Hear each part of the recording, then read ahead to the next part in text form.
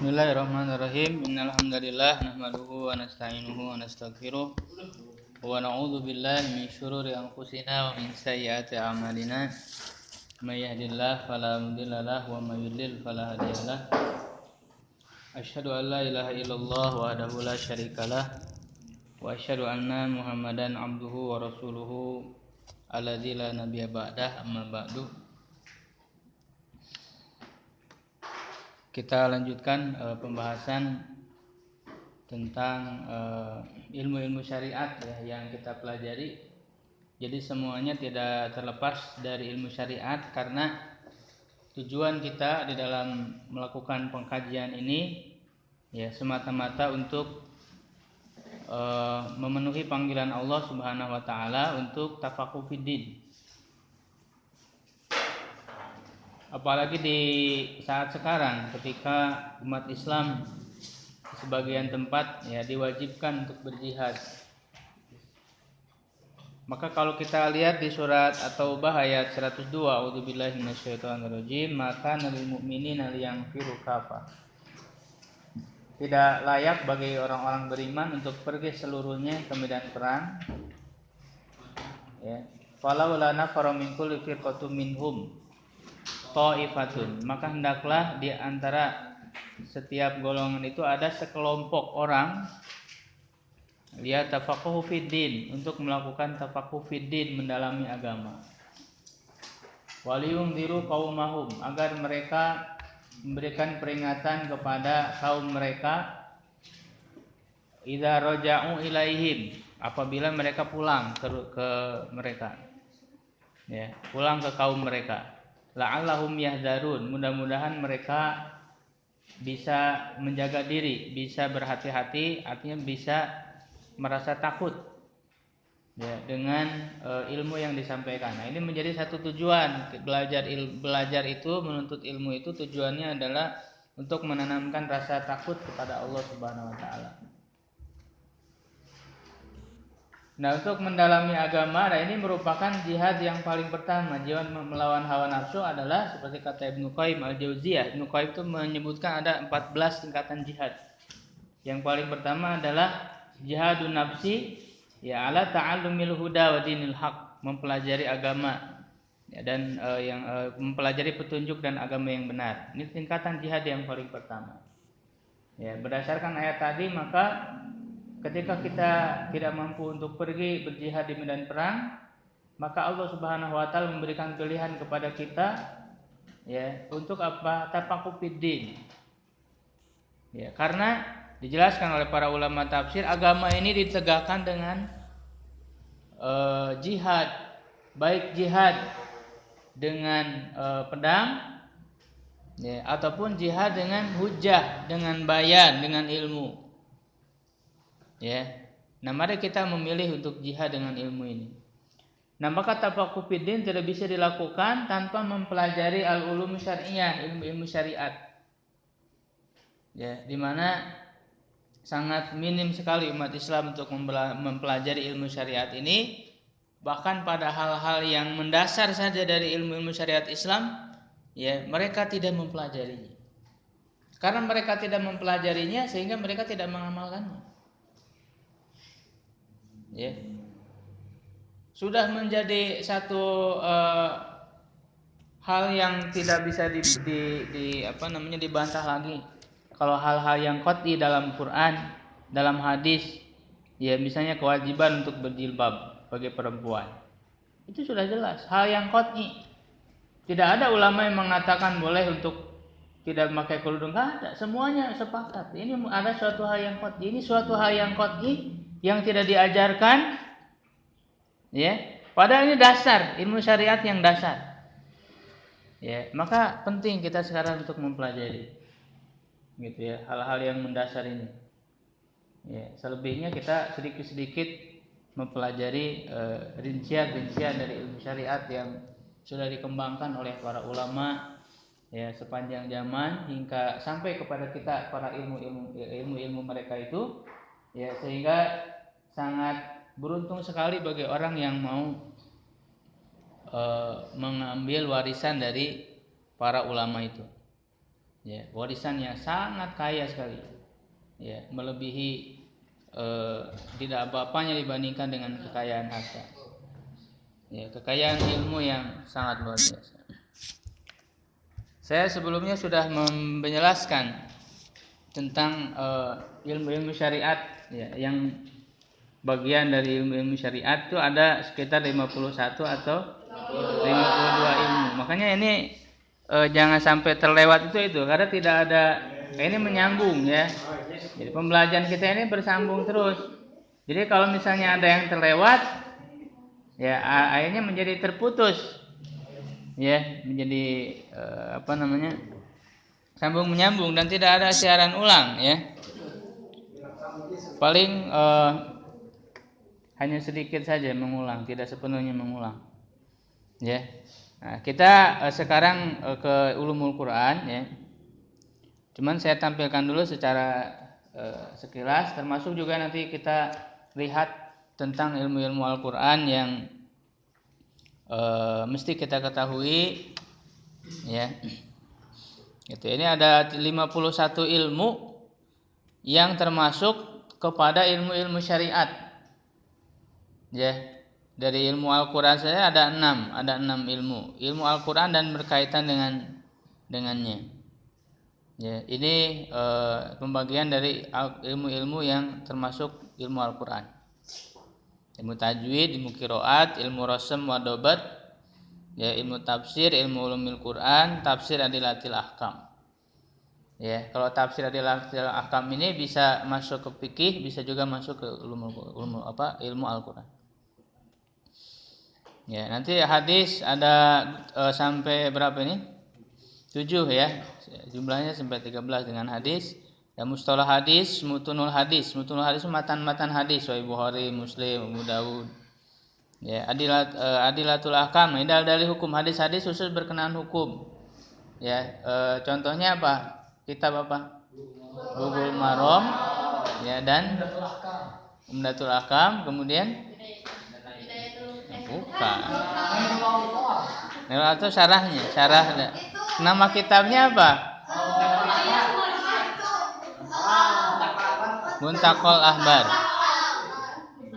Syuruhul hadis, syarah hadis. Ya, ilmu tahrij wa dirasatul asanid. Ilmu ilat, ya, penyakit dalam hadis, kedoipan. Ilmu rijal wa jarh wa ta'dil. Ini ilmu-ilmu berkaitan dengan hadis. Ya. Paling tidak mengetahui dulu supaya kita tahu bahwa yang kita pelajari ini masuk ilmu yang mana. Ya, makanya kalau orang hanya belajar misalnya Adolatul Ahkam, itu pun baru 1, Bulughul Maram itu pun enggak tamat, hanya sedikit, apalagi belajar sambil ngantuk, gitu ya. Lalu dia mengaku bahwa dia sudah menguasai fikih, tidak. Ya, Adolatul Ahkam itu adalah salah satu ilmu. Ya, apalagi nanti kita lihat ilmu yang berkaitan dengan fikih yang paling banyak. Akidah 2, ilmu aqaid, kalam, dan ilmu firaq, aliran-aliran, ya, aliran-aliran yang berkenaan. Ini juga dibutuhkan karena untuk memahami ilmu syariat ini tidak bisa dilepaskan dari peran akal. Ya. Gitu. Dalam Al-Quran Allah Subhanahu Wa Taala menggugah untuk la'alakum ta'qilun, banyak di Al-Quran itu, la'alakum tatafakkarun, menggunakan akal. Nah, ilmu dalam hal akal ada, yaitu ilmu mantik, ilmu jadal wa adabul munazarah, ilmu fikril Islam. Di sebagian kampus atau di sebagian sekolah ini tidak dipelajari, ya, karena memang dianggap berasal dari orang kafir. Ya, padahal dalam hal ilmu-ilmu keduniaan termasuk ini adalah ilmu keduniaan yang bisa digunakan untuk ilmu syariat, karena semua ilmu ini adalah tunduk untuk memahami syariat Islam. Bisa digunakan, sama hanya dengan matematika. Ya, matematika itu kan awalnya berasal dari mana? Dari India, ya. Angka-angka itu dari awalnya banyak diwarisi dari peradaban India. Ya, dari India itu hanya dari nomor 1 sampai angka 9. Baru oleh Al-Khwarizmi ditemukan angka 0. Ya kan? Ilmu kedokteran dari Persia. Jadi dalam peradaban Islam itu terbuka menerima selama itu bermanfaat. Dan itu bisa digunakan untuk memahami syariat. Untuk tunduk menjalankan syariat, ilmu-ilmu itu. Termasuk ilmu akal, ilmu mantik, ilmu jadal, ya, berdebat, adabul munazarah, ada berdebat, ya, termasuk ilmu fikril islami, pemikiran Islam. Ya. Ada tarikh, ya, sejarah, ya, sirah nabawiyah, ansab, nasab, ilmu tarikh secara umum. Nanti kita akan mengenal kitab-kitab inti rujukan dari ilmu-ilmu ini. Ilmu dakwah. Nah, ini ilmu fikih yang paling banyak. Ilmu fikih itu tidak satu. Dia ada usulnya, usul fikih ada maqasid, tahrijul furu' 'alal usul, ya, qawaid fiqhiyah, furuq fiqhiyah, fiqhul madhabi, fiqhul muqarin, tarikh tasyri' sejarahnya, nawazil, al-qadha, al-faraid, tabaqatil fuqaha, ilmu hisbah, ilmu fiqh siyasi, fikih politik. Ya. Nah, nanti akhlak, ada ilmu adab syariah, ilmu tarbiyah wassuluk. Ya. Ya, ilmu bahasa Arab, ya, karena tidak bisa orang memahami syariat Islam tanpa bahasa Arab. Enggak bisa. Ya, karena sumbernya adalah bahasa Arab. Sumbernya Al-Qur'an hadis dan dia menggunakan bahasa Arab. Maka ini menjadi satu kesimpulan, menjadi satu kaidah, tidak bisa orang memahami syariat, tidak bisa tafaqquh fiddin kalau dia tidak memahami bahasa Arab. Ya, bagaimana dia bisa memahami Quran kalau tidak bisa bahasa Arab? Bagaimana dia memahami hadis kalau tidak bisa bahasa Arab? Ya, maka ini sangat diperlukan bahasa Arab dalam rangka masuk ke dalam kategori ilmu syariat. Ya, sangat berkaitan. Nah, ini yang mengembangkan ilmu bahasa pun adalah ulama-ulama muslimin. Tidak ada orang-orang ulama kafirin, enggak ada yang walaupun ya mungkin ada, tapi ini mereka adalah para perwira ilmu. Ya, yang di tangan mereka lah ilmu-ilmu dikembangkan. Ya, mufradat, ya, ilmu mufradat, ilmu nahwu, ilmu tasrif, ilmu balaghah, adab itu sastra. Ilmu insya, istiqaq, urud wal qawafi, ilmu syair, ya, syair, tabaqat nahwiyin wal lughawiyin, naqdil adabi, kritik sastra, ilmu hija, ya. Hija ini hijaiyah, ya, huruf-huruf hijaiyah. Khatil arabi, khat. Nah, ini 51 atau 52. Kalau 52 tadi yang Al-Qur'an ada ilmu rasim wa dabat, itu dipisah, 52. Kalau disatukan berarti 51. Ya. Nah, pembahasan kita sekarang ulumul Quran, ya. Ini masuk kepada ilmu, bagian dari ilmu apa ulumul Quran? Ilmu Al-Qur'an. Ya, bagian dari tadi ada berapa ilmu Quran? Ada 6. Satu tajwid, qiraah, tafsir, dilahirkan, ilmu ulumul Quran, ilmu rasim wa dabat. Ya. Nah, sebenarnya keenam ilmu ini di dalam ilmu ulumul Quran itu terbahas. Ya, secara apa namanya? Keseluruhannya tercakup di dalam ilmu ulumul Quran. Ya, nanti dalam ilmu tajwid akan terbahas, ilmu qiraatnya akan terbahas. Ya. Termasuk tafsir, bagian dari ilmu ulumul Quran terbahas, nanti dibahas mana tafsir apa, cara-cara pentafsiran bagaimana, ya kan? Ilmu rasam dan dobat juga terbahas. Jadi cakupannya ulumul Quran itu lebih luas cakupannya. Nah, cuma nanti untuk pengembangannya, untuk memperdalamnya, nah dia menjadi terpisah secara sendiri. Ya, ilmu tafsir menjadi terpisah karena ini ilmu yang sangat luas juga ilmu tafsir. Ya. Nanti ilmu qiraat terpisah, ada ilmunya lagi ilmu qiraat. Walaupun di dalam ilmu Quran juga dibahas, ya, sudah kita bahas tentang nuzulul Quran ala sab'atu ahrufin, ya, sab'ati ahrufin, ya, dan qiraat yang masyhur. Itu adalah pembahasan ilmu qiraat. Nanti dalam pendalamannya ada khusus namanya ilmu qiraat. Ya, Rosam dan dobat juga ada pembahasannya di ulumul Quran, tapi secara mendalam nanti akan terpisah ilmu tersendiri. Gitu ya. Termasuk ilmu apa lagi tadi? Tajwid ya. Nanti kita lihat kita kitab-kitabnya. Ya, kitab-kitab baik kitab manual ya, sekarang udah zaman modern. Ya, artinya perkembangan teknologi bisa dimanfaatkan, bisa kitab berbentuk digital ya.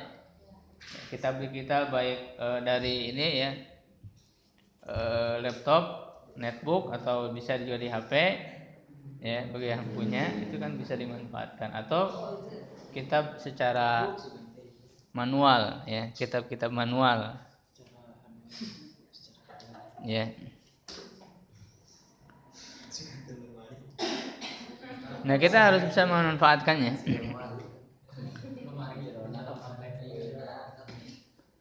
Nah, apa saja? Nah, ini saya mengambil dari sini ya. Kemarin itu mengambil dari rujukan ilmu-ilmu tadi itu dari Markas Takwil Ulama ya di Britania yang dipimpin oleh Syekh Muhammad Hasan Waladudadau Asyankiti ya. Nah, jadi pembagian ilmu yang 51 atau 52 itu adalah dari sini. Ya, di mana beliau punya markas pembentukan ulama. Orang belajar di sini selama 17 tahun karena ini pendalaman dari semua ilmu yang tadi itu didalami, dipelajari secara mendalam. Ya. Karena beliau melihat bahwa sekolah-sekolah ataupun perguruan tinggi yang ada sekarang itu ya tidak mengikuti tradisi ulama terdahulu. Ya, di mana orang semakin tinggi semakin mengerucut ilmunya itu. Padahal dalam tradisi keilmuan Islam semakin tinggi semakin meluas. Ya, bukan semakin mengerucut, semakin sempit. Tapi harus semakin meluas. Kayak tadi ilmu syariat yang 51 tadi itu tidak bisa dipisahkan, satu sama lain saling berkaitan. Ya.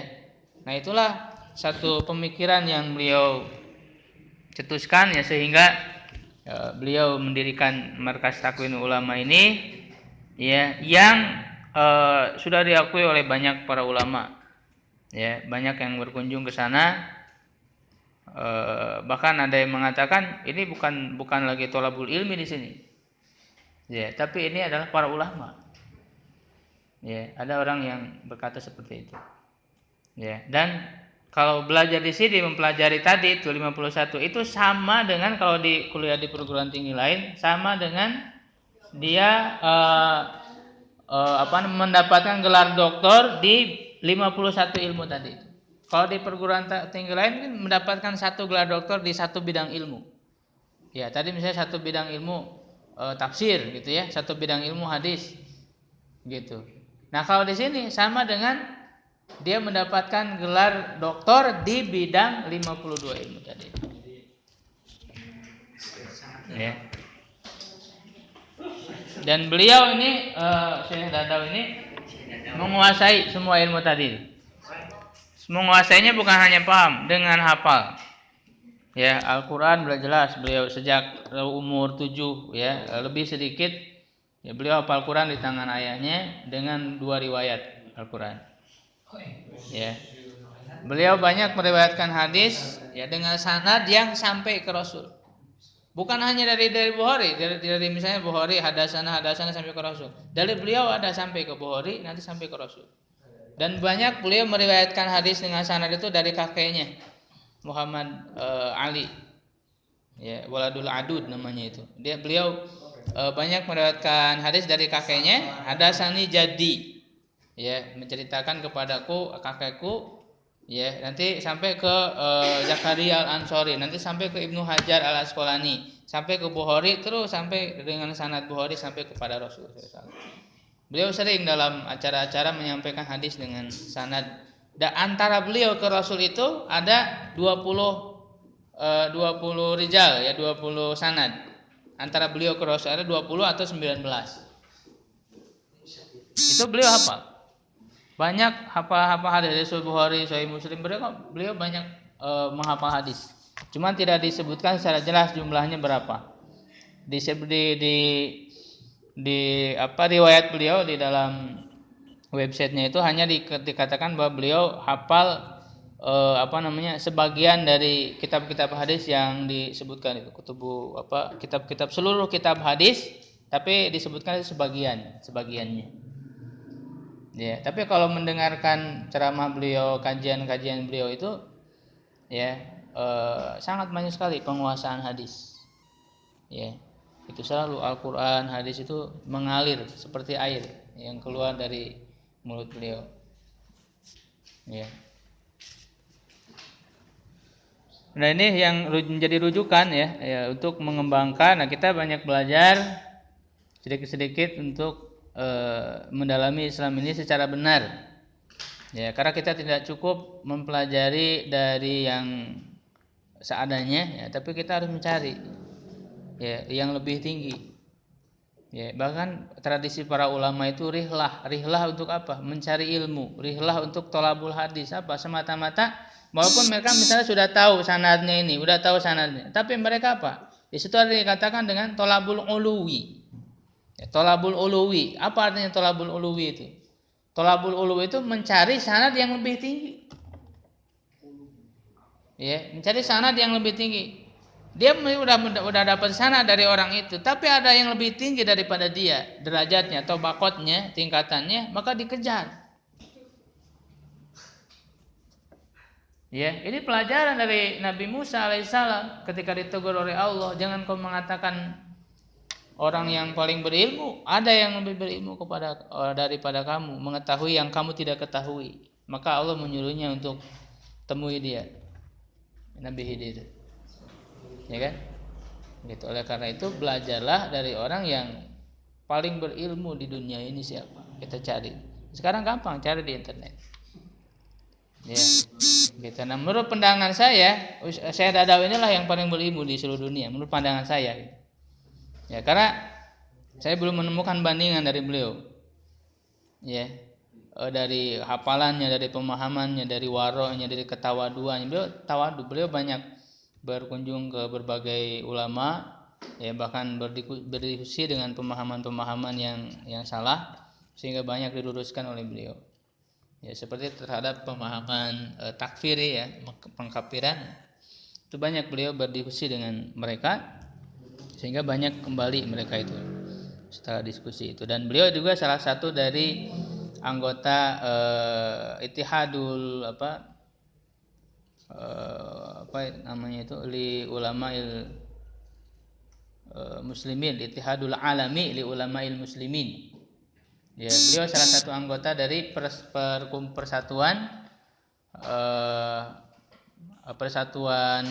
internasional alam, ya, untuk ulama muslimin seluruh dunia yang diketahui oleh Syekh Qardawi, ya.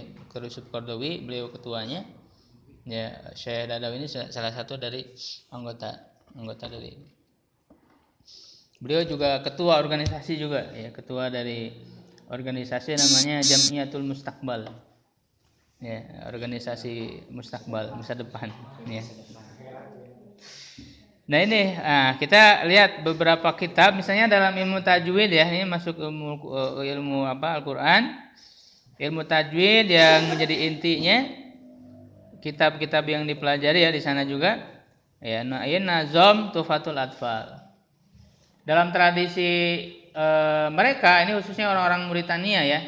Karena kalau kita mau mencari di mana negara yang pusat ilmu, ya, tentu banyak orang mengakui itu di Mauritania, Shinkit ini. Dulu dikenal Shinkit, kalau sekarang namanya Mauritania. Ya, ini udah terkenal yang kehebatan dalam hafalan itu di Shinkit, orang Mauritania. Saudi juga jauh kalah. Ya, kehebatan dalam hafalan. Ya. Itu. Bahkan ada acara khusus membahas tentang hafalan orang-orang Shinkit. Ya, hafalan orang-orang Mauritania itu pernah dibahas. Ya, kehebatan hafalan mereka. Nah, mereka dalam mempelajari itu bertahap ilmu-ilmunya itu. Termasuk dalam setiap ilmu mereka memilih biasanya kitab-kitab yang ditulis dengan cara matan. Jadi dihafal ilmu, termasuk dalam ilmu tajwid ini matan ini, nazom. Ya. Nazom. Ada nazom Tuhfatul Atfal Jamjuri, ditulis oleh Jamjuri. Ada berapa bait nih udah ini. Kemudian Muqaddimah Al-Jazariyah ini Ibnu Jazari ya. Gitu. Diajarkan enggak di itu anak-anak. Di Tahsin Yunus. Ibnu Jazari. Yang Al-Jazari. Diajarkan. Ya. Baru menghafal gitu. Sambil dijelaskan nanti sebenarnya yang daurah itu ya pedoman daurah itu ditulis buku itu ditulis susunannya sama dengan Ibnu Jazari nih Muqaddimah Jazariyah. Ya, sama susunannya sama, pembahasannya. Sehingga sama kayak syarahnya lagi. Pedoman daurah itu syarah dari Muqaddimah Jazari sebenarnya. Ya. Sama sih. Karena itu menjadi rujukan utama. Ya, di seluruh dunia orang banyak menghafal matan Jazari dalam tajwid ini. Ya, nanti ada ahkam qiraatil Quran ya Al-Hasri rujukan. Kemudian Al-Hasri ya. Ilmu qiraat misalnya yang menjadi rujukan utama. Yang pertama Nazom Syatibiyah. Syatibi Imam Asy-Syatibi. Nazom Syatibiyah ini tentang ilmu qiraat. Ini dibahas ilmu qiraat para ulama ahli qiraat yang terkenal yang 7 dan yang 10 yang masyhur. Ya. Ada Thaibatun Nasyr, ini juga Ibnu Jazari juga. Ibnu Jazari itu dia ahli qiraat, ahli tajwid. Ya, Thaibatun Nasyr. Ini juga sama nazom ya. Tahbirut Taisir, nanti perlu perluasannya, pengembangannya di kitab Tahbirut Taisir. Ya. Ini kayak tafsir lagi. Jadi semua ayat Quran dibahas qiraatnya. Ya, dalam ayat ini ada perbedaan qiraatnya bagaimana menurut Imam Ibnu Katsir, menurut imam qiraat ya Abu Amir dan seterusnya. Hamzah ya. Bagaimana menurut pembacaan mereka itu ada perbedaan qiraatnya dijelaskan di Tahbirut Taisir, kitab Tahbirut Taisir. Ya, kemudian Rosem Wadobat. Rosem itu tulisan Quran ya, sejak ditulis oleh sahabat itu tulisannya bagaimana? Ini punya kekhususan tersendiri dalam Rosem Quran itu. Kayak menulis kalimat ya, itu kan tidak pakai tamar butoh, misalnya kalimat rabbika.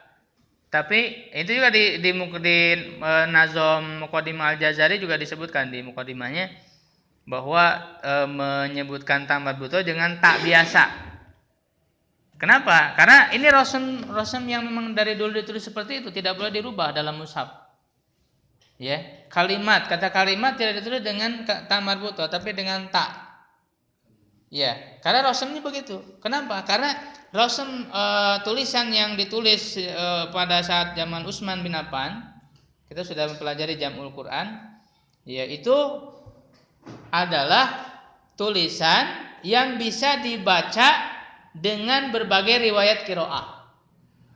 Ya, artinya dengan tulisan kalimat pakai tak biasa itu bisa dibaca dengan riwayat qiraat yang membacanya secara mufrad, kalimat secara mufrad, bisa juga dibaca secara jamak, kalimat rabbika. Ya, sama dengan walladzina hum li amanatihim wa ahdihim raun. Itu ada yang membaca dengan mufrad, walladzina hum li amanatihim wa ahdihim raun.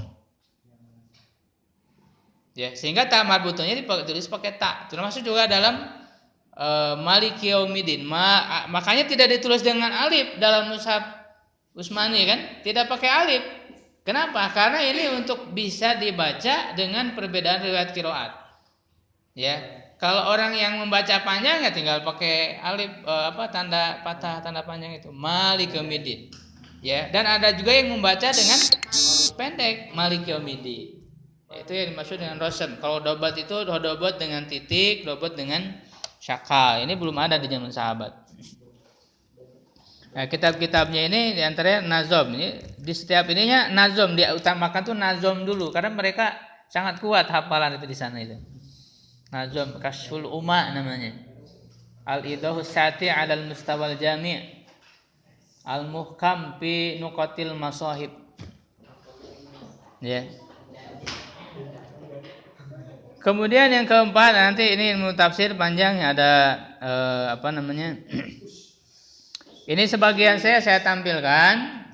Kalau ini yang ringkas, tafsir ringkasan. Tafsir ringkasan. Kemudian juga ini yang panjang-panjangnya. Ya, tahrir wa tanwir. Saya sengaja memilih dari berbagai tafsir itu untuk mewakili nanti agar tercakup semua pembahasan tafsir. Nanti secara khusus akan kita bahas di pelajaran tafsir. Ya, bagian-bagian tafsir apa saja, dari segi qiraatnya, dari segi mufradat, dari segi balaghahnya. Nah, ini tafsir yang saya tuliskan ini mewakili dari semua pembahasan tafsir karena aneka ragam pembahasan tafsir. Ya, misalnya ada yang khusus membahas tafsir itu dari segi ilmu kalam dan ilmu-ilmu akal, yaitu di tafsir Mafatihul Ghaib Ar-Razi yang ke-14. Jadi dia aneka ragam pembahasan tafsir. Ini mewakili yang saya sebutkan itu.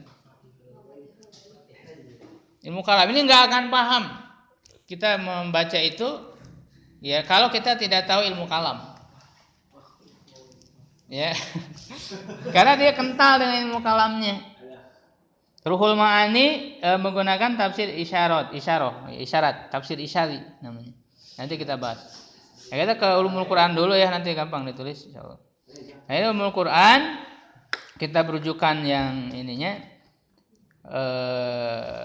Memang sebelumnya ulumul Quran ini ditulis di di sebagian dari ilmu ulumul Quran. Ada yang menulis di bidang asbabun nuzulnya saja. Misalnya Al-Wahidi ya, As-Suyuti juga ada asbabun nuzul khusus ya, asbabun nuzul saja. Ada yang menulis khusus nasih wal mansuh saja. Ya. Nah, yang pertama kali ini dianggap lebih dulu ya, lebih awal menulis ulumul Quran dari cukup banyak pembahasannya itu Ibnul Jauzi. Ya, nama kitabnya Fununul Abnan. Kemudian ada As-Suyuti ya, Al-Itqan fi Ulumil Quran. Ya.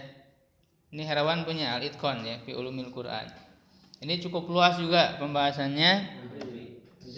Karena Imam Suyuti ini kalau kita lihat ternyata beliau di setiap ilmu hampir semua ada kitabnya. As-Suyuti itu. Ya, dalam fikih, dalam hadis semua beliau itu ada. Ya, As-Suyuti itu. Al-Burhan ya fi Ulumil Quran Zarkashi. Manahilul Irfan fi Ulumil Quran. Ini mutaakhirin, ulama mutaakhirin Az-Zarqani ini. Bukan ulama mutaqaddimin. Kalau yang lainnya mutaqaddimin. Ini yang di bawah 3 ini 4, 5, 6 ulama mutaakhirin. Ulama zaman sekarang. Ya, Az-Zarqani ini cukup lengkap, lebih lengkap dari yang lain. Az-Zarqani Mabahis fi Ulumil Quran ini ditulis dengan metode perkuliahan. Mabahis fi Ulumil Quran Manaul Qotton. Termasuk yang kita punya ini At-Tibyan fi Ulumil Quran Muhammad Ali As-Sabuni. Ya, Tibyan fi Ulumil Quran. Ada pertanyaan dulu sampai di situ? Sebelum kita masuk ke pembahasan khusus di Ulumul Quran.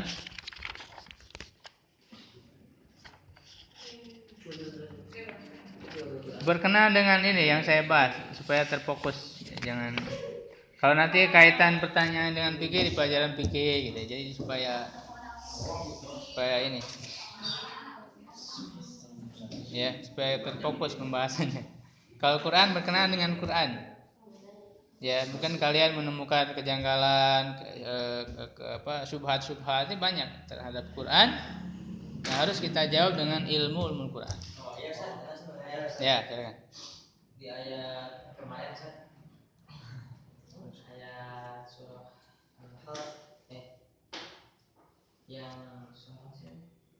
yang tapi fi'il madi gitu. Tapi masuk ke fi'il madi. Ada wasna sibah tapi masuk ke fi'il madi. Apa ayatnya?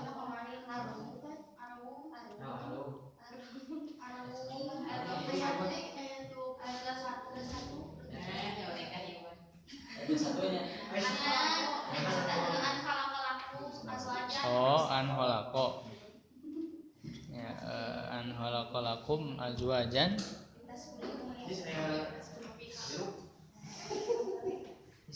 Awalnya apa ayatnya? Wa min ayatihi ya. Wa min ayatihi an khalaqalakum azwajan. Nah, an di situ an apa kan? An itu banyak, tidak hanya ada watun nasibah saja. Ya, ada an juga maknanya anna, cuma dia menjadi mukhaffafah. Ya kan? Nah, kalau di sini apa maknanya? Tinggal dilihat aja terjemah dari ayat itu apa, dan di antara tanda-tanda kekuasaannya apa, setelahnya apa terjemahnya?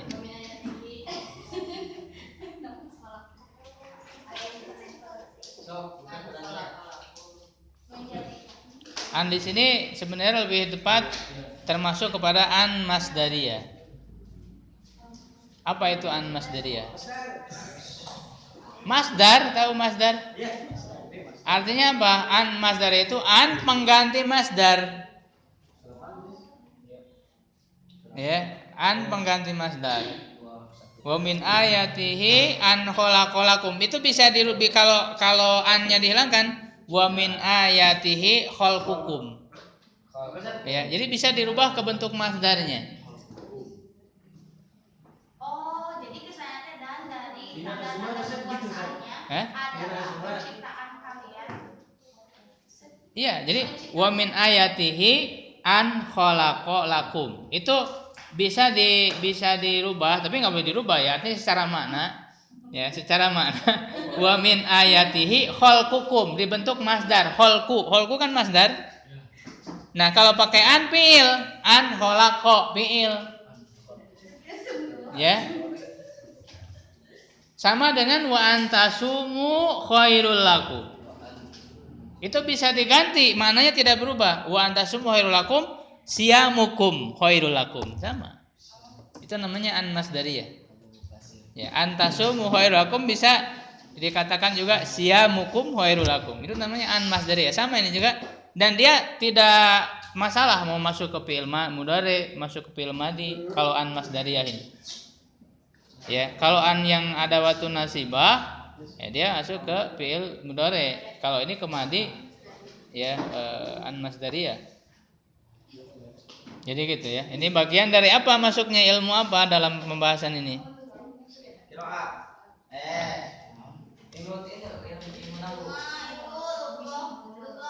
Nah, ini masuk, ini juga masuk ke pembahasan ulumul Quran karena menurut luas i'rabul Quran.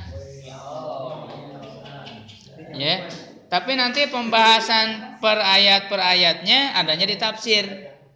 Kalau membahas secara umumnya, apa itu i'rabul Quran, bagaimana perbedaannya secara umum, dibahas secara umumnya di ulumul Quran. Ya, nanti kalau lihat langsung ke praktek ayatnya, per ayatnya itu adanya di tafsir gitu. Jadi harus membedakan mana ilmu tafsir, mana ilmu Quran.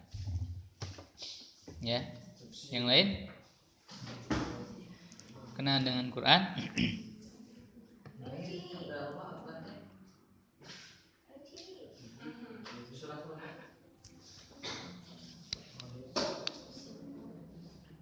Ya, kita sekarang membahas satu pembahasan yang belum dibahas tentang an-nashu ya. Nasah kan belum dibahas. Apa artinya nashu? An-nashu. Ini di halaman 63 bagi yang punya bukunya. Kemana buku antum? Bisa. Hah? Hilman. Oh. Belajar ini juga sama.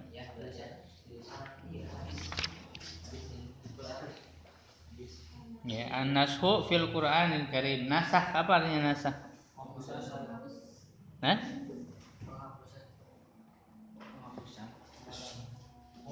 Ya, ulumul Quran, makna Al-Quran.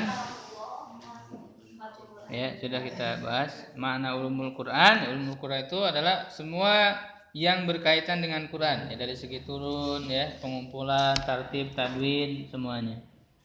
atau yang ada kaitan, bahkan ada yang kaitan dengan Quran itu masuk ke dalam ilmu Quran. Jadi bisa dikembangkan ilmu Quran. Kalau dulu misalnya belum ada dari segi mukjizat ilmiah, itu bisa dimasukkan sekarang. Dari segi kemujizatan ilmiah masuk ke dalam ilmu Quran. Ya, gitu. Yang penting yang berkaitan dengan Quran itu masuk ke pembahasan. Jadi dia bisa bertambah pembahasannya gitu. Ya, atau misalnya menemukan apalagi yang berkaitan dengan Quran, ilmu baru, ya silakan. Dibuat yang berkaitan dengan Quran. Ya, tapi harus benar, jangan asal-asalan. Nah, pembahasan-pembahasan ya. Kayak an-nasxu. An-nasxu itu lugatan menurut bahasa al-izalah ada dua makna dalam kata nasxu dalam bahasa Arab itu bermakna dua secara bahasa. Yang pertama al-izalah menghilangkan. Yang kedua an-naqal. An-naqal itu memindahkan. Min maudiin ila maudiin, dari suatu tempat ke tempat lain.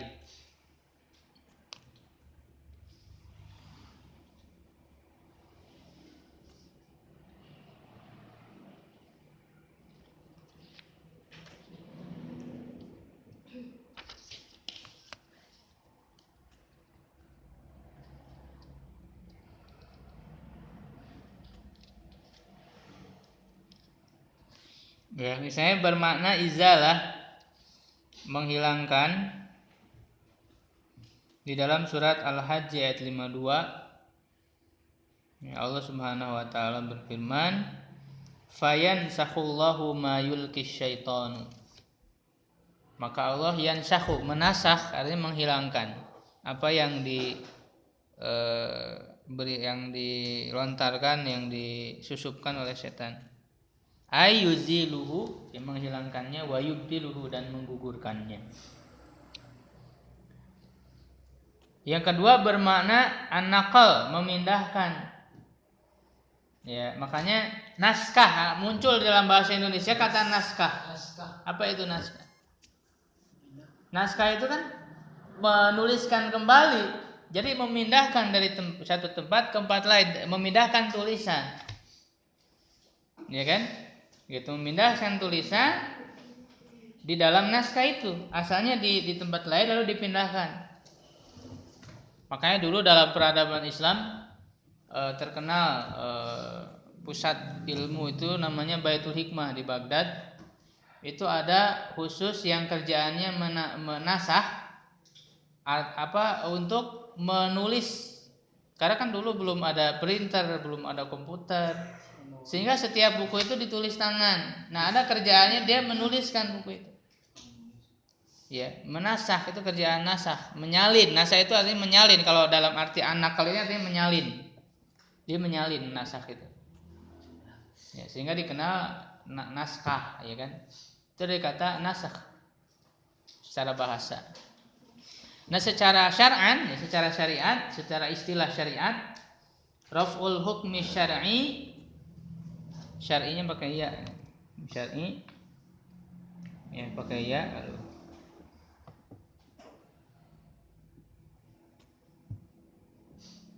Raf'u itu artinya mengangkat, menghilangkan atau menggugurkan hukum syariat bidalilin mutaakhir, dengan dalil yang datang kemudian, datang terlambat atau datang kemudian. Ya, jadi dia menghapus ataupun menghilangkan, mengganti yang sebelumnya, gitu ya. Ini pengertian dari Ibnu Hajib di dalam Mukhtasar. Ini dalam kitab Mukhtasar Ibnu Hajib tentang usul fikih. Ya, karena nasah juga termasuk pembahasan usul fikih. Nasah itu. Ya, ini dibahas di sini hanya berkaitan dengan Quran saja, kalau menurut Quran. Kalau dalam usul fikih pembahasannya lebih luas lagi. Bagaimana nasah terhadap hadis sebagainya itu lebih luas lagi kalau di usul fikih. Ya. Apa dalil nasakh ini?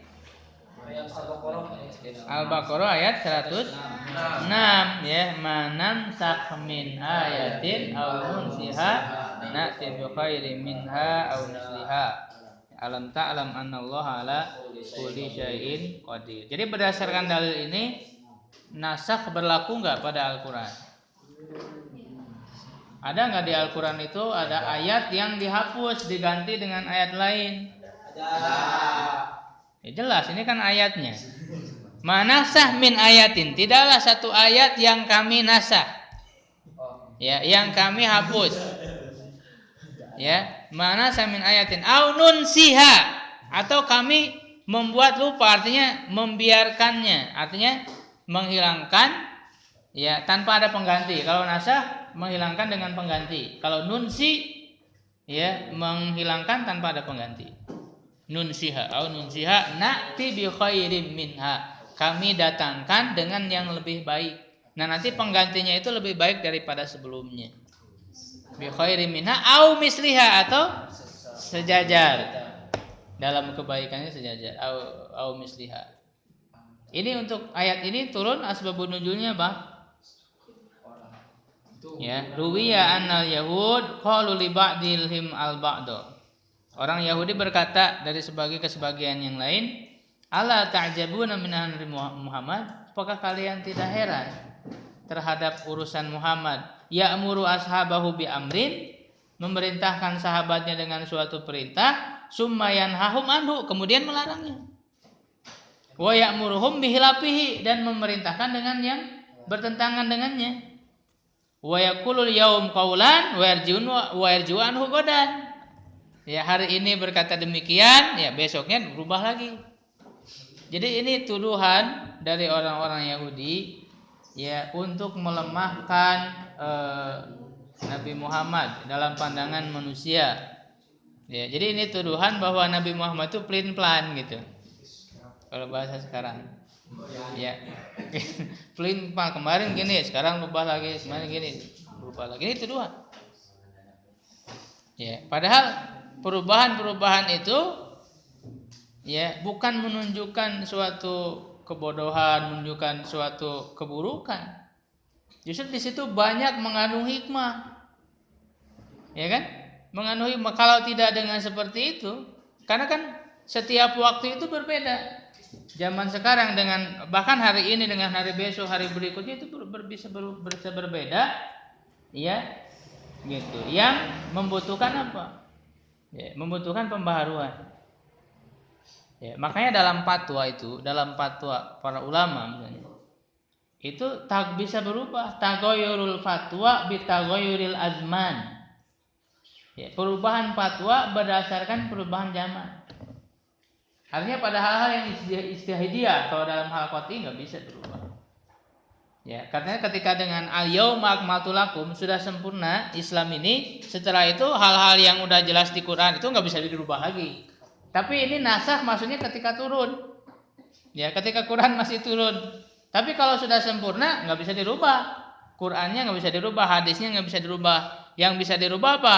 Fatwa-fatwa yang kesimpulan-kesimpulan dari Al-Quran hadis itu bisa berubah. Bisa jadi misalnya di zaman dulu di suatu zaman misalnya kan dalam fatwa, dalam ijtihad adalah perbedaan ulama kan, perbedaan pendapat.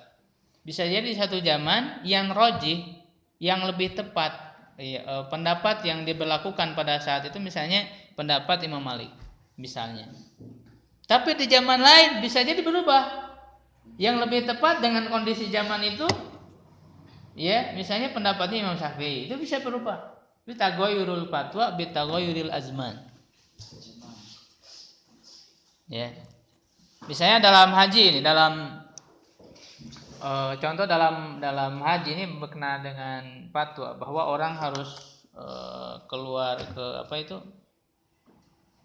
melaksanakan jumroh atau apa? Yang harus pagi-pagi gitu. Ada orang pendapat yang harus pagi-pagi. Ya, kalau dulu kan tidak sebanyak sekarang manusianya. Ya, ada pendapat yang seperti harus pagi-pagi gitu ya. Tapi kemudian ada satu pendapat ini menyendiri, dia munfarid. Pendapat munfarid dari Atha bin Abi Rabah. Dia ulama tabi'in di Mekah. Atha bin Abi Rabah. Bahkan dia seorang budak asalnya ya. Dia punya pendapat apa? Boleh siang hari. Dan ternyata pendapat Ato yang dulu itu asing, sekarang itu dia lebih tepat pendapatnya. Ya. Ijtihad dia dilakukan lebih tepat untuk zaman ini karena orang-orang sudah semakin banyak. Ya, tidak mungkin dia dalam satu waktu keluar semua para haji itu, orang-orang beribadah haji itu di waktu pagi. Ya kan, nggak mungkin. Itu salah satu juga kemarin waktu tahun kemarin kejadian. Ya, tahun kemarin kan peristiwa Mina itu. Karena orang harus pagi-pagi keluar semua, padahal boleh untuk siang hari juga. Ini ijtihad. Dan itu ya, bisa berubah ijtihad itu sesuai dengan kondisi zaman tertentu. Ya, itu diantara hikmahnya. Sama, Al-Qur'an juga ada nasakh itu. Allah lebih Maha tahu. Allah ini untuk menyempurnakan agama ini karena sebenarnya dari sejak awal syariat Allah turun, dari sejak Nabi pertama terus para rasul itu semuanya sedang menuju kepada ke arah kesempurnaan, sampailah kepada Nabi terakhir Nabi Muhammad, ya, maka sempurnalah pada zaman Nabi Muhammad SAW. Dan kesempurnaan itu agamanya tidak bisa lagi dirubah. Yang dasar-dasarnya nggak bisa lagi dirubah. Al-Quran tidak bisa dirubah lagi. Sudah sempurna. Hadis sudah tidak bisa dirubah lagi. Ya, hanya istinbat yang tadi itu yang bisa berubah. Makanya dalam agama itu ada yang sawabit, ada yang al-mutaghayyirat. Sawabit itu apa? Hal-hal yang tetap yang tidak bisa dirubah. Dan ada yang al-mutaghayyirat yang bisa berubah. Nah, ini yang tidak dipahami oleh orang liberal. Orang liberal itu menganggap semuanya mutaghayyirat, semuanya dirubah. Maka kalau orang liberal misalnya memahami ayat tentang khamar diharamkan. Kenapa? Karena zaman waktu itu cocok, sekarang udah nggak cocok. Jadi gitu. Hal-hal yang sawabit dianggap mutaghayyirat. Kalau khamar haram itu sawabit, tidak bisa dirubah. Ya, kalau orang liberal ini mereka berpemahaman semuanya harus bisa dirubah, disesuaikan dengan zaman. Itu ya, inti liberal itu kan adalah mengarahkan semua agama. Ya, atau semua agama itu termasuk Islam. Ya, kalau Islam mau diliberalkan, Islam liberal itu dipaksa untuk tunduk terhadap perubahan sejarah. Itu liberal. Ya, jadi mereka nggak peduli mana yang sawabit, mana yang mutaghayir, nggak peduli. Sedangkan dalam Islam itu ada yang sawabitnya dan ada yang mutaghayyirat. Ya, jadi menurut syariat apa pengertian nasakh itu?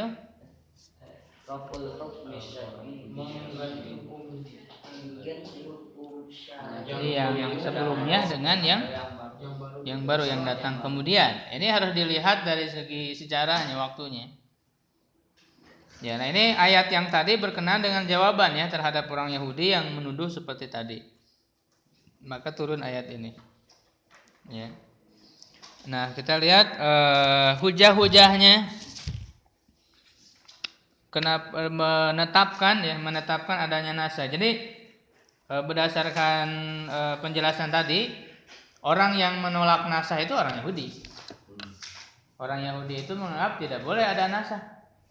Ya, masa firman Allah atau kalimat Allah itu berubah? Nah, bagaimana memahaminya? Sedangkan di Quran misalnya la mubaddila li kalimatihi. Untuk memahami ini bagaimana? Bisa jadi kamu ketemu sama orang yang memberikan kerancuan seperti ini.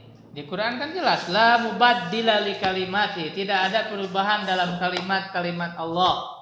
Berarti kalau begitu tidak ada nasakh dong. Ada. Ya, untuk menjawab ini bagaimana? Coba. Sedangkan di Quran kan la mubaddila li kalimati. Ada. Ya. Pengarahan kiblat, misalnya ke Masjidil Aqsa. Ya, untuk memahami ayat ini bagaimana? Kalau itu kan jelas contoh-contohnya udah ada. Nah, kita harus tahu kalimat yang namakan kalimat itu ada dua. Ada kalimat takwiniyah, ada kalimat tasyri'iyah. Ya, ada kalimat-kalimat Allah yang berbentuk takwiniyah. Ya, ini kalau Allah mengatakan kun fayakun. Takdir yang sudah Allah tentukan tidak akan berubah. Ya kan? Nah, ini yang dimaksud dengan kalimat takwiniyah. Nah, sedang kalimat tasri'iyah berupa syariat, perintah dan larangan itu bisa berubah. Jadi yang dimaksud dengan ayat tadi la mubaddila li kalimati maksudnya kalimat apa? Kalimat takwiniyah, bukan kalimat tasri'iyah. Kalau kalimat tasri'iyah tadi ayat-ayat tadi manansakh min ayatin aw nunsiha. Na'ti bi khairin minha wa misliha. Ya, jadi hujah pertama ayat yang tadi Al-Baqarah 106. Juga di ayat lain surat An-Nahl 101 dan 102. Wa idza badalna ayatan makana ayatin, menggantikan satu ayat di tempat ayat yang lain. Hujah yang ketiga tentang itu tadi yang kata Aziz, pemindahan kiblat dari Baitul Maqdis ke Masjidil Haram yang dijelaskan di surat Al-Baqarah ayat berapa? Ini juz 2 ya, itu permulaan juz 2. Hujah yang keempat ya annallaha amarul mutawaffa anha zawjuha bil i'tidal. Ini contohnya. Ya, contoh di Quran menasah hukum tentang apa? Iddah bagi perempuan, bagi istri yang ditinggal mati oleh suaminya. Kalau yang ayat yang sebelumnya itu kan ini ayatnya masih ada. Ya, ayat yang dinasahnya itu wasiyatal li azwajihim mata'an ilal hauli ghaira ikhraj. Sampai setahun itu idahnya. Haul itu 1 tahun. Iya, ini hukum yang sebelumnya. Jadi kalau perempuan yang ditinggal mati oleh suaminya, ditinggal mati bukan dicerai artinya. Dia sebelumnya itu hukumnya dia harus menunggu idahnya 1 tahun di rumah itu. Nah, lalu dinasah oleh ayat yang lain surat Al-Baqarah 234 walladzina yatawaffawna minkum wa yadharuna azwaja yatarabasna bi anfusihinna arba'ata asyhuri wa asyra. 4 bulan 10 hari. Jadi kelamaan kalau ke 1 tahun kasihan. Ya, gitu.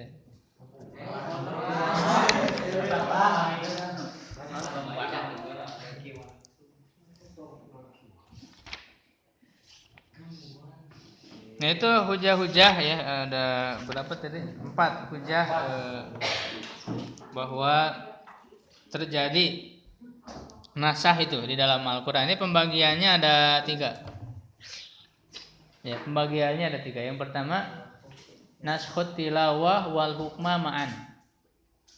Ya, menasah, menghapuskan baik dari segi tilawah. Ya, artinya ayatnya dihilangkan di Quran, tidak bisa dibaca lagi karena udah nggak ada, udah dihilangkan tilawahnya.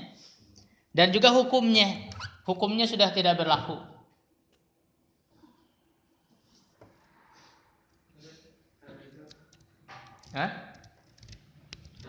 Naskhut tilawah wal hukmi ma'an. Ma'an bersamaan.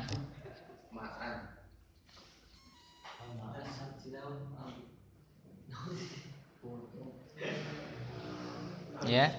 Di sini dijelaskan fala tajuzu qiraatuhu, tidak boleh membacanya karena udah bukan lagi bagian dari Quran. Ya, walal amalu bihi, dan mengamalkannya karena sudah dihilangkan hukumnya. Ya, li'annahu qad nusiha bil kulliyah, secara keseluruhan sudah dinasah. Ka ayati tahrim bi asri rada'at. Seperti ayat mengharamkan tahrim maksudnya mahram. Tahrim maksudnya mahram bi asri rada'at, dengan 10 kali menyusu. 10 kali susuan. Ya. Kan kalau orang yang ini termasuk saudara sesusu ya, akan menjadi mahram kan? Benar enggak? Ya, kalau dia itu sesama dalam susuan, maka ibunya kan menjadi mahram, ibu susuan itu. Dan juga anak-anak dari ibu itu menjadi saudara yang mahram.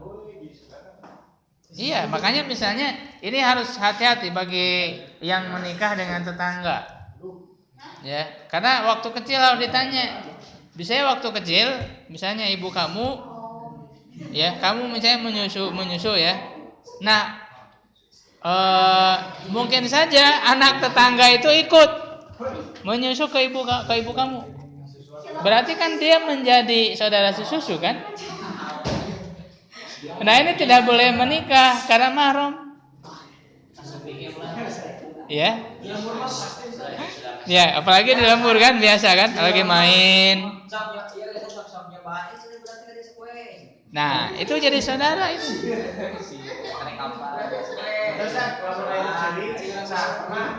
Ibunya nggak ada, budak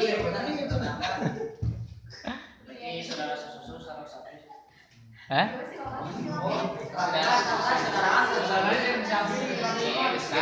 Oh, itu. Kan itu. Ya. Karena kalau diketahui itu saudara sesusuan ya, misalnya dia udah menikah tanpa pengetahuan, itu dengan sendirinya gugur pernikahannya. Kan pernah ada zaman Rasul, dia udah nikah, udah sekian lama punya anak, ya diketahui, ya udah karena kan tidak tahu. Ya setelah itu diketahui ternyata dengan sendirinya fasakh, ya dia gugur pernikahannya. Tidak usah ada perceraian, nggak usah karena udah dengan sendirinya gugur. Ya, ya anaknya nggak gimana. Nah, itu kan karena ketidaktahuan. Ya, makanya kita harus mencari tahu, jangan pura-purakan tahu. Boleh kalau tetangga ya itu sangat harus dicek dulu. Harus dicek kalau tetangga biasa ya, atau sesama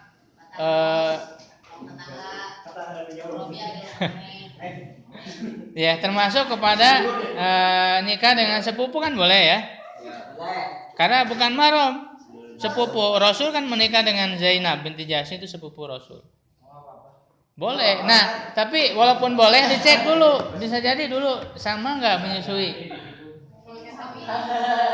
Ya. Gitu. Makanya misalnya ini untuk sebenarnya sebagai solusi bagi permasalahan sepupu yang udah dekat. Ya, walaupun dia tidak mahram tapi bisa menjadi mahram dengan cara menyusui tadi. Anak paman atau anak bibi. Anak bibi, anak paman, sepupu. Nah, kalau anak saudara mahram, kalau anak saudara kan alo itu keponakan. Anak saudara. Kalau sepupu anak paman, anak bibi, anak uwa. Kalau bahasa kita kan uwa.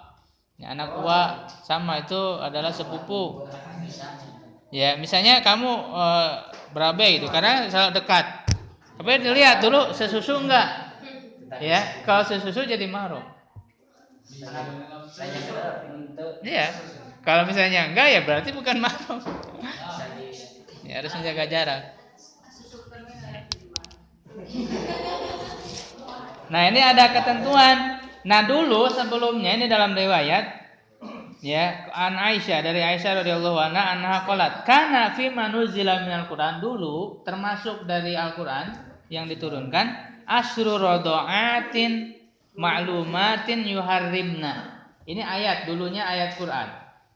Asyru radaatin 10 kali susuan, artinya 10 kali menyusu. Maklumat yang diketahui yuharrimna, mereka menjadi mahram. Fanusikho, maka dinasah bi khamsi radaatin maklumat, dengan 5 kali. Kalau sebelumnya dalam ayatnya 10 kali, dinasah menjadi 5 kali. Fatuwfiya Rasulullah, maka Rasulullah wafat wa hunna fi ma yuqra'u minal Qur'an.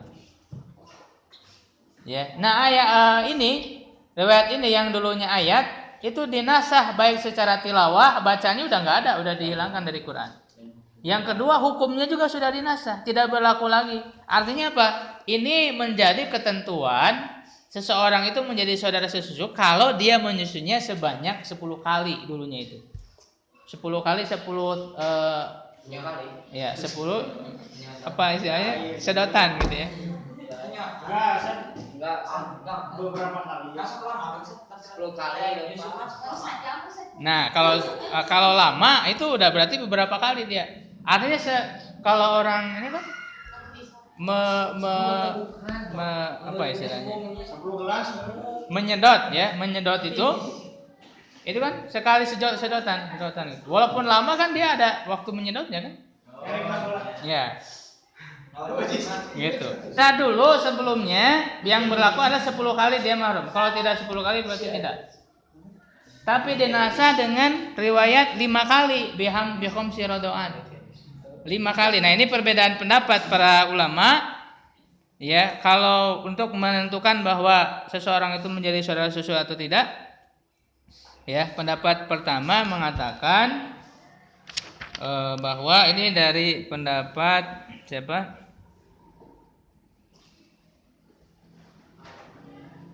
Kok nggak dijelaskan ya? Pendapat dari Malikiyah dan Hanafiyah mengatakan bahwa tidak ini. Jadi pokoknya asal dia menyusu, karena ayatnya juga kan walati wurdina, ya kan? Menyusui. Itu kan tidak, kalau orang hanya sekali saja sudah termasuk kan? Menyusui. Nah, jadi menurut pendapat Malikiyah dan Hanafiyah itu sekalipun udah termasuk. Ya, sedangkan menurut pendapat Hanabilah dan Syafi'iyah ya, itu berdasarkan hadis ini 5 kali. 5 kali sedotan. Ya, 5 kali sedotan dia menjadi saudara sesusu. Ya, 5 kali. Tapi kalau orang menyusu sekali mah kan enggak ini ya, enggak cukup kalau begitu. Ya kan? Gitu. Biasanya kan lama ya. Nah, lama itu udah beberapa kali itu lama itu. Ya, itu udah menjadi saudara sesusu. Ini contoh ya, contoh masuk nomor 1. Kemudian yang kedua, naskhut tilawah wa baqail hukmi. Menghapus tilawahnya tapi bersamaan dengan tetap hukumnya. Jadi hukumnya tetap, ayatnya udah dihilangkan di Quran, tapi hukumnya tetap berlaku. Contohnya apa? Ya, ini dijelaskan ruwiya fi suratin nur, diriwayatkan dalam surat Nur dulu ada ayat yang bunyinya asyaikhu wa syaikhatu idza zanaya farjumuhuma. Ya, asyaikhu, syekh maksudnya adalah orang menikah, laki-laki yang sudah menikah dan perempuan yang sudah menikah, apabila berzina maka rajamlah keduanya. Ini dulunya ayat di surat An-Nur. Ya. Dulunya ayat. Tapi kemudian di al-batah, nakalam minallah wallahu azizul hakim, itu ayatnya. Ya. Dulunya ayat tapi dinasah, dihapus ayatnya, tapi hukumnya masih berlaku. Hukumnya masih berlaku karena orang laki-laki perempuan yang sudah menikah berzina tetap hadnya itu dirajam. Kalau yang belum kan di surat An-Nur disebutkan apa? Azani wazaniatu fajlidu kulla wahidin minhuma mi'ata jaldah. 100 deraan. Ya, kan azan itu umum. Nah, ini ditasis oleh hadis yang ini. Yang dulunya ayat. Ya, maksudnya yang di ayat surat An-Nur itu azani wazani itu adalah yang belum menikah. Ya. Ini contoh yang kedua. Kemudian yang ketiga,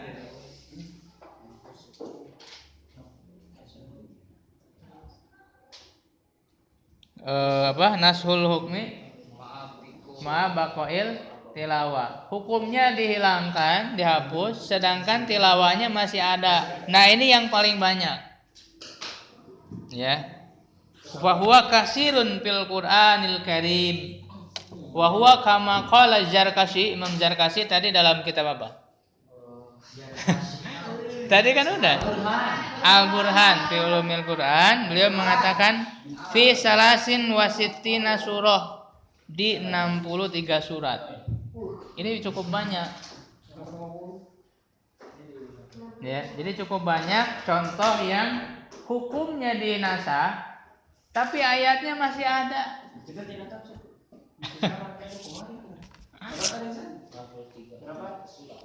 Ada sekitar 63 Tiga surat, 30 ayat. surat. Ada di maksudnya tidak semua ayat dalam surat itu. Ada di 63 surat. Ya. Contohnya, ini tidak semua disebutkan ya karena kepanjangannya. Wa min amsilati hadzal nau ayatul wasiyah lil walidain nusikhat bi ayatil mawaris. Ini yang pertama. Jadi ada kan di Quran masih ada. Wabil al wasiyah ayat sebelumnya itu kutiba alaikumul idza hadara ahadakumul mautu in taraka khairanil wasiyatu lil walidain wal aqrabin wa yatama wal masakin. Nah, itu kan ayat itu adalah berwasiat untuk kedua orang tua dan kerabat. Wasiat itu apa? Maksudnya wasiat dengan harta. Khairan di situ harta. Artinya kalau punya harta ya mau meninggal, sudah dekat meninggal, dia berwasiat artinya harta sekian dari harta saya berikan. Ini dalam ayat ini dikatakan untuk kedua orang tua dan untuk kerabat. Ini berlaku nggak hukum ini? Berlaku tidak hukum ini? Tidak berlaku. Kenapa? Karena sudah diganti dengan ayat waris. Karena bukan buat kedua orang tua, buat kerabat yang masuk ahli waris, itu mereka tidak boleh mendapatkan wasiat. Kenapa? Karena sudah dapat bagian waris. Iya. Wasiat itu hanya bagi yang tidak dapat waris.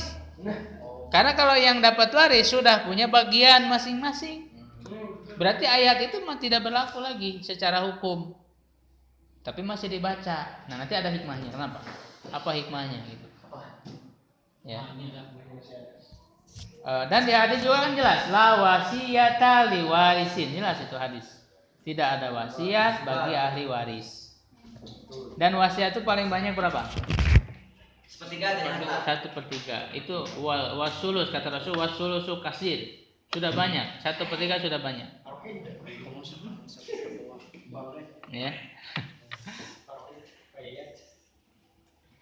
Kemudian contoh lain, ayatul iddati bihaulin kamil nusikhat bi ayatil iddah bi arba'ati asyhur wa asyrati ayyam yang tadi. Iddah yang ditinggal mati suami yang asalnya setahun diganti menjadi 4 bulan 10 hari. 4 bulan 10 hari. Ayatnya kan masih ada. Ya. Tapi kita baca terus, tapi hukumnya udah nggak berlaku. Ya. Kita cari apa itu? Termasuk yang apa itu yang nusyujuhuna, itu kan dikurung di rumah. Hatta apa itu? Ayatnya itu gimana? Hatta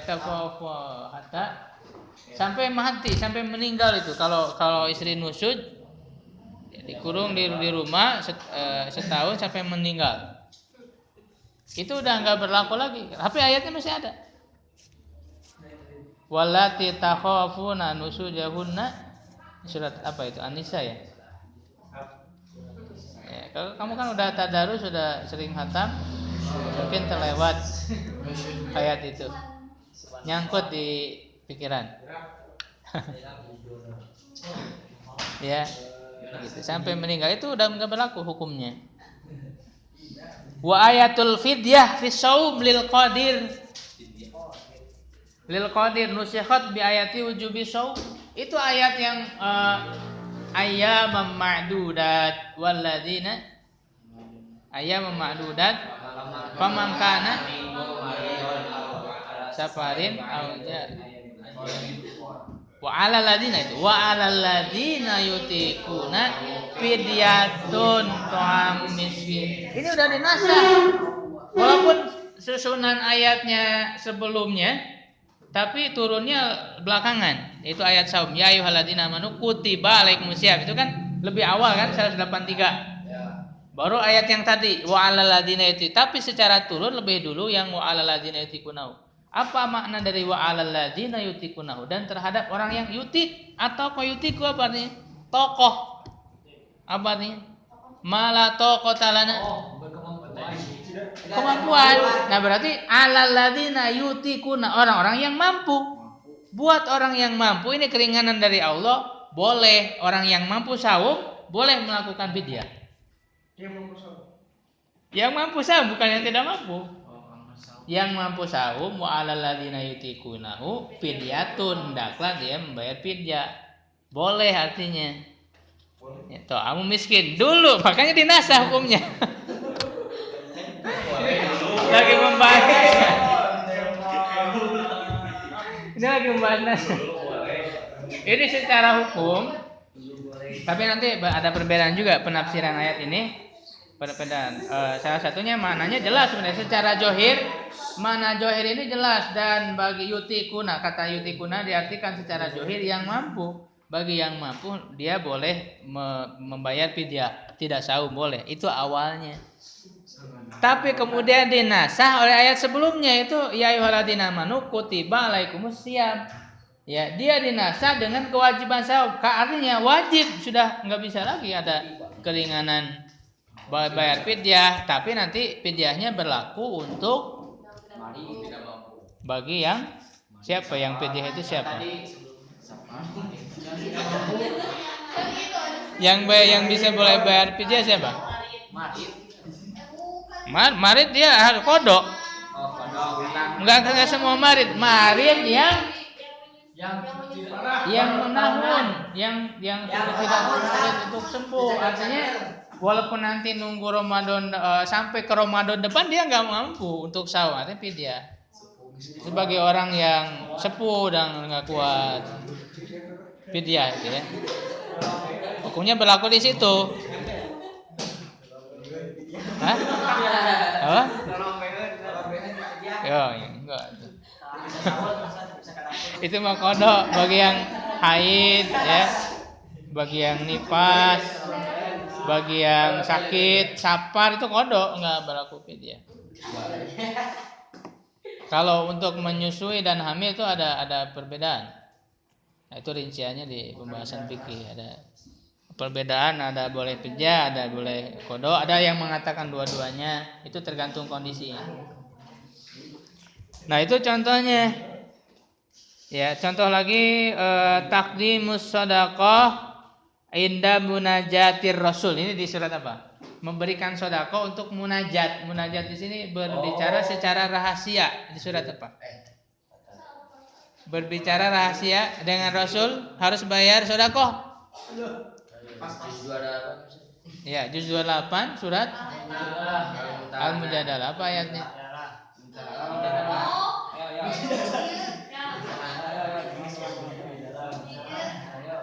Wa idza najaitumur rasula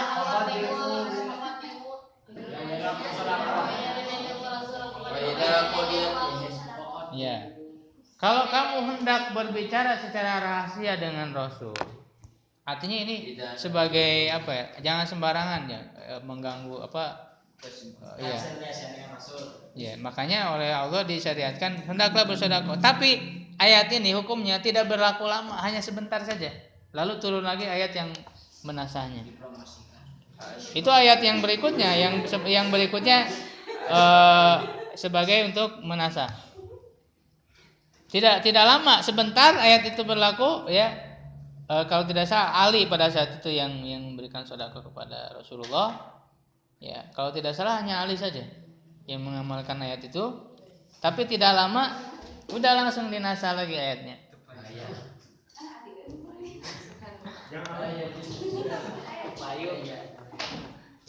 Tepayung mah maksudnya.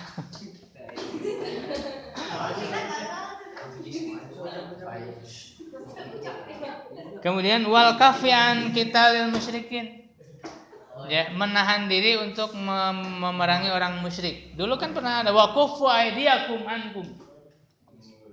Anhum wa aqimus sholata wa atuz zakat. Itu di Quran ada. Dan tahan tanganmu dari mereka orang musyrik. Artinya apa? Jangan memerangi.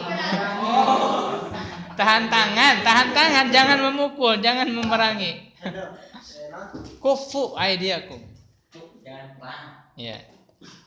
Itu kan hukumnya kan ada, tapi itu tidak berlaku, sudah dinasah dengan waqatilul musyrikin, waqatilu ya, waqatilul ladzina yuqatilunakum. Nah, ini. Nanti ada ayat, banyak ayat perang, apalagi di surat Al-Anfal atau itu berperang. Ayatnya suasananya perang. Dinasah. Ya. Ini banyak sekali, makanya untuk makanya ini sebagai pelajaran bagi kita, kalau baca Quran, memahami Quran enggak cukup dengan terjemah. Ya, orang mau belajar Quran dengan terjemah enggak cukup. Dia harus baca tafsirnya, ya paling tidak tafsir-tafsir yang pendek. Ya tadi ya, ringkas. Tapi biasanya juga di terjemah juga kadang suka ada ini ya, footnote-nya kan. Bawahnya penjelasan. Jadi jangan sampai gini, kita nyampein ayat Quran, memang ayatnya jelas, ada hukumnya, padahal itu sudah dinasah. Makanya syarat orang untuk menafsirkan Quran, menjelaskan Quran, mau tidak mau ada dia mengetahui mana ayat yang dinasah. Mana ayat yang dinasah. Bisa jadi bisa salah berfatwa, ya kan? Yang nusyud tuh kurung di rumah 1 tahun sampai mati. Itu kan ada ayatnya. Tapi sudah dinasah. Gitu ya. Nah itu diantaranya sebenarnya banyak ya. Untuk mengetahuinya tadi lihat tafsirnya, baca ayatnya dinasah atau tidak. Gitu ya. Makanya bagi seorang yang apalagi dai ya, antum banyak mengajar, berdakwah, itu ya kitab tafsir itu wajib. Karena pada saat antum menafsirkan Quran, ya kalau misalnya kurang paham dengan yang Arabnya, cari terjemahnya, beli atau ngopi ada di laptop. Ya kan yang udah punya HP, ngapain tidak dimanfaatkan untuk ilmu? Jangan hanya dimanfaatkan untuk hobi atau SMS-an saja. Ya, baca tafsirnya supaya jangan salah. Ini fatal karena kalau orang berbicara, ini kan ada hadisnya. Kalau orang berbicara terhadap Quran dengan akalnya, falyatabawa maq'adahu minan nar. Maka hendaklah dia siap-siap menempati tempatnya di neraka. Ya, berkata terhadap Quran tanpa yang dia ketahui. Tidak boleh mengira-ngira. Menurut saya ini begini, jangan. Ya. Tafsir Biroi juga ada kaidah-kaidahnya, ada aturannya. Ada ilmunya, tidak sembarangan. Ya, siapa yang berbicara dengan Al-Qur'an dengan ra'yunya tanpa ilmu, sembarangan dia ngomong terhadap ayat Quran, maka hendaklah dia siap-siap menduduki tempat neraka. Ya, itu makanya wajib bagi seorang penuntut ilmu, bagi seorang murabi, murabiyah, ustadz, ustadzah, wajib dia memiliki tafsir Quran.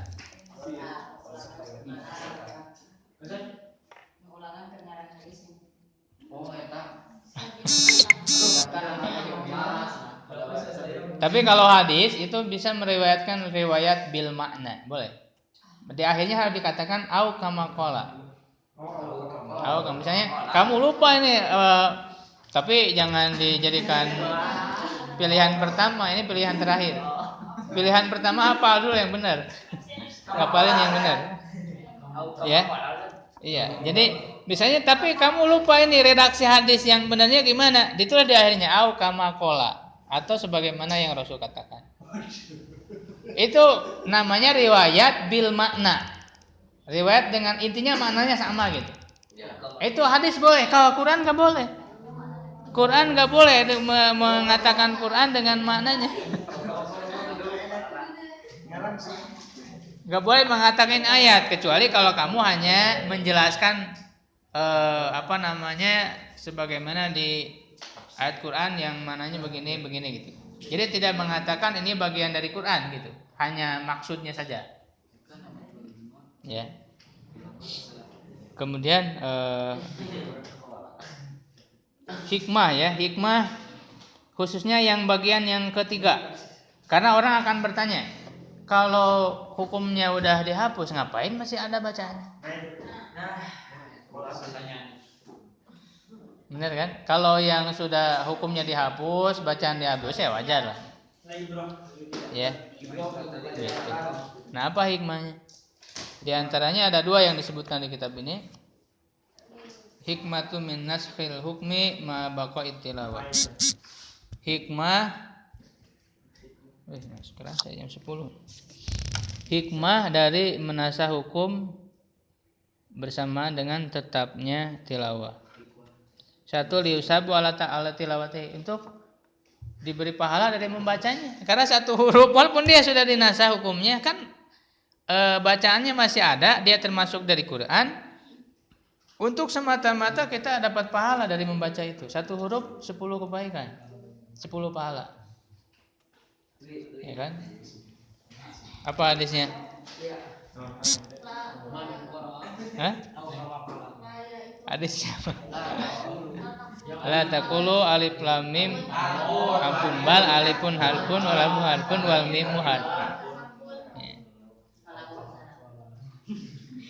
Yang kedua, tazkiran bi ni'mati tahfif, mengingatkan dengan nikmat ya dari Allah yang memberi kemudahan dan menghilangkan kesulitan. Jadi dengan adanya menasah itu kan yang dulunya sulit jadi mudah. Ya, secara bertahap. Ya. Jadi supaya ketika kita membaca ayat itu, ya kita udah tahu hukumnya udah dinasah, tapi kita mengingat nikmat Allah, merupakan nikmat Allah. Oh, dulu kan begini. Tadi apalagi yang harus dikurung ya, itu kan berat. Dengan karunia Allah, nikmat Allah diganti kepada yang mudah. Itu untuk apa tujuannya? Mengingatkan terhadap nikmat Allah itu. Ya, benar kan? Seperti itu.